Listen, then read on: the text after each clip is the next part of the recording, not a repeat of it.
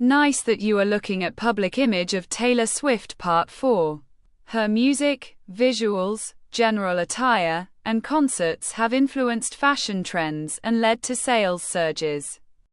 She boosted the popularity of red lipsticks, considered one of her signature fashion motifs, especially since Red, which prominently featured red lips in its cover. Swift helped popularize women's sleeveless formal wear, waistcoats, and thigh jewelry. Hairdresser Shave credited Swift with popularizing low-maintenance and natural-looking hair in women's hairstyles. The scarf, mentioned in autobiographical lyrics of All Too Well, has become a signature object associated with Swift. Cottagecore experienced a resurgence on the internet after Swift adopted the aesthetic, increasing sales of hand-knitted Aran jumpers in Ireland and the US. RTA thanked Swift for putting cardigans back on the map with folklore. Upon Evermore's release, replicas of the flannel coat Swift wore on the cover artwork sold out on Farfetch instantaneously. The Eras Tour increased demand for metallic boots, cowboy hats, and sequin dresses. CNN reported that fashion retailers marketed their products to target attendees of the tour, with various clothing brands creating a range of items inspired by Swift and her eras, and scoring their biggest sales year yet. Some scholars felt Swift mainstreamed Gothic aesthetics with Reputation and the Tortured Poets department. The former characterized by its snake-inspired cyber-Gothic motifs and the later mainly dark academia. When Swift began dating American football player Travis Kelce and attended several of his games wearing Kansas City Chiefs merchandise in 2023. Both the team and the National Football League were met with unprecedented increase in merchandise sales. The non-merchandise pieces that she wore to the games, belonging to female-owned small businesses, were also met with record sales. In 2014, People named Swift the best-dressed woman of the year, calling her a street-style queen. American fashion designer Tommy Hilfiger referred to Swift as a new icon of the American style, owing to her charismatic summer outfits.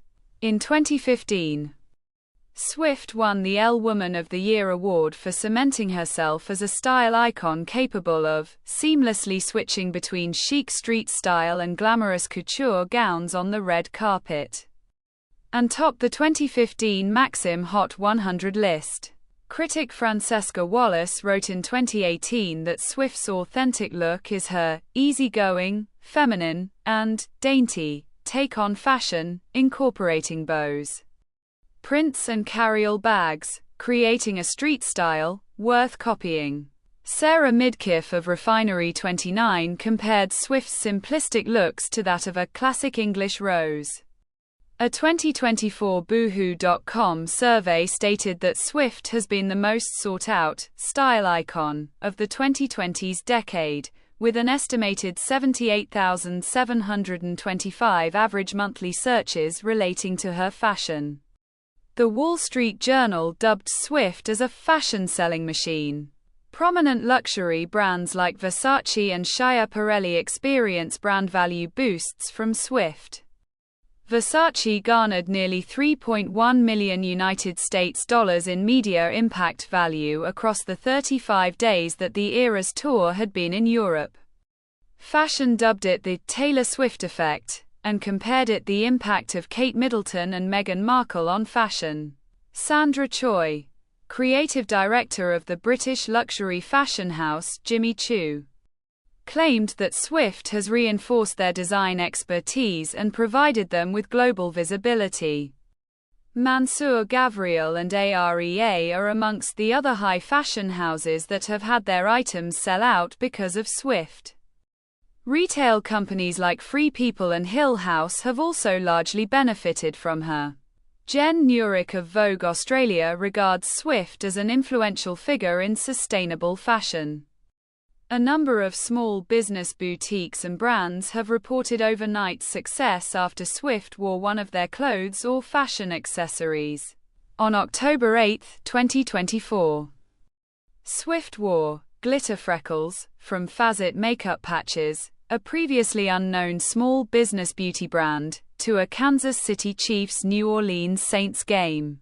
In the first 2 days, the brand experienced a 2,500% sales spike, selling out on Urban Outfitters and Amazon. Swift has frequently received body-shaming comments from media outlets and on social media, criticizing or scrutinizing her physical appearance, especially when she was considered skinny in 2014 and when she gained weight between 2017 and 2019. She has been vocal about the impact of such press coverage on personal health, discussing issues such as eating disorders, body dysmorphic disorder, anorexia athletica, self-esteem, and cyberbullying. Swift stated in Miss Americana that she used to starve herself while working out excessively after reading articles describing her as pregnant based on photographs in which her stomach looked big. A confession that precipitated responses from and discussions on mental health amongst the public. There's always some standard of beauty that you're not meeting. Because if you're thin enough, then you don't have that ass that everybody wants. But if you have enough weight on you to have an ass, then your stomach isn't flat enough. It's all just fucking impossible. Swift in Miss Americana. Taylor Swift discloses fight with eating disorder in new documentary. The Guardian. The Daily Targum noted that despite being an expert in handling negative criticism, even Swift succumbed to insecurities that blossomed into eating problems. Which shows how even the strongest among us are susceptible to potential eating disorders due to the toxic environment of social media. Jessica Gold, professor of psychiatry at Washington University in St. Louis, commented, "When our political leaders are struggling to build consensus on and convey the gravity of issues, like mental health, Swift is sending a powerful message by opening up about her issues, one that is likely to save lives in myriad ways." Ellen Ricks of Hello Giggles called Swift's reveal of her disorder inspirational, noting how it can potentially impact so many people still fighting, as there is still so much stigma and misinformation surrounding it. Discussing Miss Americana, writer Ilana Fishman confessed, "Every so often, I'll still catch myself criticizing the way my tummy or legs look in a photo, or how a certain pair of pants fits me. From now on, whenever that happens, I'll be repeating a line Swift says in the film. We do not do that anymore, because it's better to think you look fat than to look sick." Miss Americana also prompted critics of Swift to respond, such as comedian Nikki Glazer, who said her comments about being skinny came from a place of insecurity. Journalist Richard S. Hay stated the intention of their 2016 Vice article, "Taylor Swift isn't like other celebrities. She's worse," was to deconstruct the pettiness of the celebrity industrial complex, but regretted it could have been unduly critical of Swift. A scene in the music video for Swift's 2022 single, Anti-Hero, which depicts alter egos of Swift interacting with each other, a depressed and homely Swift stepping on a bathroom scale that reads, "fat," making the glamorous pop star Swift shake her head in disapproval, invoked a mixed response on social media, where some accused Swift of fat phobia. An opinion on the cut said the scene reinforces the idea of being fat as bad. Several others defended Swift, journalists in The Guardian, The Independent and The Daily Telegraph. And television shows like The View sided with Swift, arguing that, given her history with an eating disorder, she should not have to sanitize her psychological trauma to make her art digestible for audiences. They claimed that video illustrates the warped workings of her brain back when she was in the throes of an eating disorder. The video was, however, edited to remove the controversial word, fat, which also sparked criticism. Maya Georgi of NBC News questioned why Swift has, once again, let criticism control her actions. Feeling the scene demonstrated the damage the rhetoric of valuing thinness and demonizing larger bodies has done to Swift and other women. Thomas Meir of Rolling Stone wrote Swift had to water down her artistic expression and how she chose to portray her lived experience. Swift's political views have a significant influence on her public image. Political journalists and authors note Swift as a powerful personality, particularly in American politics. Often described as the most influential musician politically, she has used her fame to incite political action. Governmental figures outside the US have also shown admiration for Swift, such as Gabriel Boric, President of Chile, Peter Lim Jaroenrat, member of the House of Representatives of Thailand, Leni Robredo, former Vice President of the Philippines, Liz Truss, former Prime Minister of the UK, William, Prince of Wales, and Mexican Supreme Court Justice Arturo Zaldivar. Organizations such as the European Union have acknowledged her political influence. Around August 2023, Swift began dating American football player Travis Kelce. The romantic relationship has had a cultural impact, about which Billboard opined that the two are arguably the world's most high-profile couple right now, consistently making headlines on the daily for simply holding hands or enjoying dinner together. Kelce's relationship with Swift has significantly increased his popularity amongst casual and non-NFL fans. For example, he tallied the most fan votes of any other NFL players for the 2025 Pro Bowl games, the NFL's All-Star event. The NFL games Swift attended of Kelce's team, the Kansas City Chiefs, broke numerous viewership records, including record-high female viewership. The NFL and NBC Sports used the relationship for social media content and to promote subsequent games. Skincare brand Cetaphil aired a Super Bowl commercial referencing Swift's role in widening the league's appeal to female audiences. Pop culture commentators and journalists began describing Swift and Kelce as a super couple, often as America's very own royal couple. Emily Yar opined in the New York Times that the U.S. giddily contemplates the pairing of Swift and Kelce that, for many observers, checks all the right boxes. Whereas Andrew Unterberger opined that the pair resulted in a near 100% public approval, because it just felt right. The All-American athlete dating the All-American pop star. Robert Armstrong of Financial Times described Kelce as a royal consort and the most important boyfriend in the world. Perhaps the most important boyfriend in all of human history. A television special by Nightline about the relationship and its impact, titled Taylor plus Travis, was released on Hulu in November 2023. Dressing up as Swift and Kelce was a trend during Halloween 2023. Kyle Chayaka of The New Yorker wrote, "The narrative, admittedly, was almost too neat.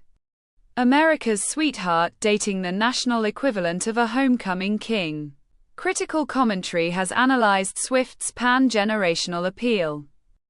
Journalists have used Swift's career to mark a paradigm shift in popular culture, regarding her as a millennial cultural figure. According to Rosen, Swift is a generational bard, merging the pleasures of old-fashioned songcraft with millennial social media oversharing. Psychiatrist Suzanne Garfinkel Crowell opined that Swift is the generational poet laureate who has a song for every precise emotion of a listener. Barch described Swift as a philosopher. A 2023 Pollstar survey reported Swift had the most positive impact on the youth's mental health amongst all the music acts. A 2024 survey undertaken by The Washington Post stated that Swift is a source of fascination for fans and non-fans of all age groups. American author Neil Howe, who coined the term millennial, named Swift as the classic example of millennial spirit. In 2010, the Christian Science Monitor commentators Morley Winograd and Michael D. Heiss opined that Swift's rise to fame signals the musical coming of age of the millennial generation, and that it's only a matter of time before Swift and her generation make over America's music as triumphantly as they did its politics with the election of President Obama, awarding Swift for her humanitarian endeavors in 2012. Former First Lady of the U.S., Michelle Obama, described Swift as an artist who has rocketed to the top of the music industry but still keeps her feet on the ground. Someone who has shattered every expectation of what a 22-year-old can accomplish. In 2014, Quartz's John McDouling said Swift was quickly becoming the most influential artist of her generation, and pondered if she is the millennial equivalent to Dylan, Springsteen, or Kurt Cobain. National Post opined that 1989, an album created by a millennial for millennials, lays claim to an entire generation, as average millennials are constantly exposed to criticism and heavy dialogue, like Swift, all of which is embodied by Swift's music. The newspaper considered New Romantics, 2016, as a millennial ode. According to a 2019 Y-Pulse survey, Swift is the musician who best represents millennials, ages 19 to 37. She represents millennial anxiety, according to the Walrus's Joel Kidd, who wrote that millennials have a tendency of obsessive self-analysis that Swift has grown to embody, sharing her anxieties with the generation. Some journalists have described the Tortured Poets Department as a study of millennial misery and despair. Today, senior editor Elena Nicolaou noted how Swift culturally transformed millennial weddings as well. Many critics discuss the millennial cringe as a part of Swift's appeal. Journalist Brittany Spano stated that despite Generation Z forming a significant portion of Swift's newer fans, they do not really understand the cultural history, the socio-political and cultural elements that have molded Taylor as a millennial woman because they grew up after that. As a result, some of Generation Z may view some older Swift songs and lyrics as cringe. Helen Lewis of The Atlantic dubbed Swift the Queen of Cringe. Kayla Kibb of Cosmopolitan applied a feminist perspective, associating Swift's exploration of cringe in her artistry as a response to the trivialization of women's emotions, especially heartbreak and anger. Swift's commencement speech at the 2022 New York University graduation ceremony about cringe was positively received by journalists. Vox and The New Yorker called Swift the millennial Bruce Springsteen, drawing numerous artistic and socio-political parallels between Swift and Springsteen's careers. McCormick wrote in The Telegraph, in the same way that became the poet of the working man. Swift's secret is her ability to read the mind of the modern woman. The Times named Swift the Bob Dylan of our age in 2022 and the confessional queen of noughties pop. Journalists have also noted Swift's rising success within baby boomers and Generation X, known as senior Swifties. Alexandra Spring of ABC News opined that Swift's lovelorn ballads, kitchen bops and revenge anthems appeal intensely to the middle-aged Gen X generation, who also relate to Swift in terms of navigating the world professionally and culturally. As per Morning Consult, 45% of Swift's US fans are millennials, 23% are baby boomers, 21% are Generation X, and 11% are Generation Z. This is the end of the video. Don't forget to subscribe. See you next time. Bye.